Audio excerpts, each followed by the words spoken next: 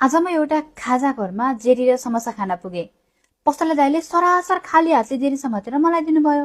मैले भने, दादा हातले सिधै नसमात्नुहोस् न, केले समातेर दिनुहोस् न। उहाँले हाँस्दै भन्नुभयो, हामी त यस्तै हो नानी, केही हुँदैन, हाम्रो हात त सफा नै हुन्छ अरे।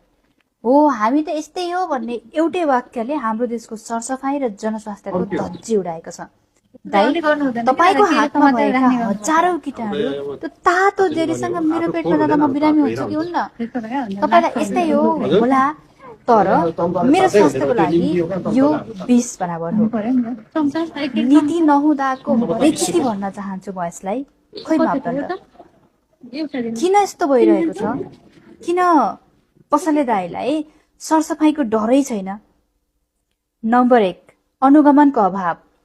हाम्रो देशमा खाद्य निरीक्षकहरू त छन्, तर उनीहरू ठुल्ठुला होटेलहरूमा कमिसन बुझ्न जान्छन्। यस्ता सासाना खाजाघरहरूमा खानेकुराहरूको मापदण्ड के हुनुपर्छ भनेर सिकाउने र कडाई गर्ने नीति नै छैन। दोस्रो नम्बर, जनचेतनाको कमी। खाएर मरिँदैन भन्ने गलत सोच हामीमा हावी छ। तर त्यही पोहोर खानाले लाग्ने टाइफाइड, जन्डिस र झाडा पखालाले हरेक वर्ष कति नेपालीको ज्यान जान्छ, त्यसको हिसाब खोइ कसले राखेको छ? तेस्रो नम्बरमा, सुरक्षाको ग्यारेन्टी। उपभोक्ताको स्वास्थ्यसँग खेलवाड गर्नेलाई कडा कारवाही गर्ने कानून नभएकै कारण हामी त यस्तै हो भन्ने हिम्मत आएको होइन र? अब बन्ने नयाँ आयाम, अब बदलिने नयाँ नेपालको नयाँ आयामले कस्तो नीति अथवा कस्तो खाद्य नीति ल्याउनु पर्छ?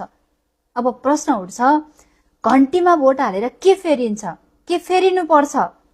सुन्नुहोस्, घन्टीले यस्तो नीति बनाउनु पर्छ, यस्ता खाजाघरहरूलाई अनिवार्य तालिम र लाइसेन्स, सानो खाजाघर खोल्न पनि हाइजिन, सरसफाई तालिम अनिवार्य गर्ने नीति बनाउनु पर्छ।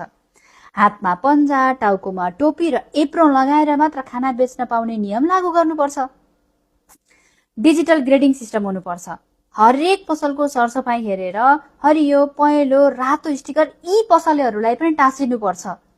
तपाईले आफै स्टिकर हेरेर थाहा पाउनुहुनेछ कि यो पसलको खाना स्वस्थ छ या छैन भनेर। अर्को नम्बरमा छ सुलभ स्वास्थ्य जाँच।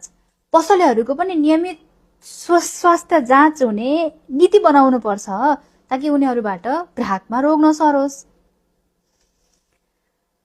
तपाईको जेरीको स्वाद होइन, मेरो शरीरको स्वास्थ्य प्यारो छ दादा। तपाईलाई यस्तै हो भन्ने छुट अब हुनु हुँदैन। हामी अब यस्तै भएर बस्न मन्जुर छैनौं। आमा बुवा, दाजुभाइ, दिदीबहिनीहरू, यदि हामीलाई शुद्ध खाना र स्वस्थ जीवन चाहिन्छ भने